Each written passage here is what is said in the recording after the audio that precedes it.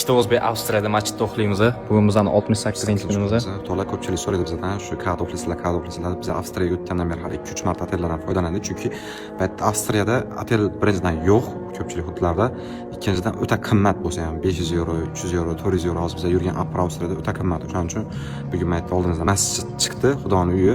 Ana shu yerda do'stim bilan masjidda qolmoqchimiz bugun. Juda ham bir chiroyli masjid. Masjid o'zi yomoni bo'lmaydi, lekin bu masjid qanaqadir bir yaxshi joyda joylashgan, joyini ko'radigan bo'lsanglar, tog'li zonada joylashgan. Avstriyada tog'lar juda ham ko'p bo'lgani uchun bu masjid tog'ning o'rtasida joylashgan, ya'ni turklar tomonidan qurilgan masjid ekan. Bugun biz turklardan so'rab ko'rdik, mana shu joyda yotsak bo'ladimi, bo'lmaydimi dedik. Namoz o'qigandan keyin mana shu joyda o'qiymiz deb pastga tushib divanda yotamiz. Divani ham bir kichkina joy ekan.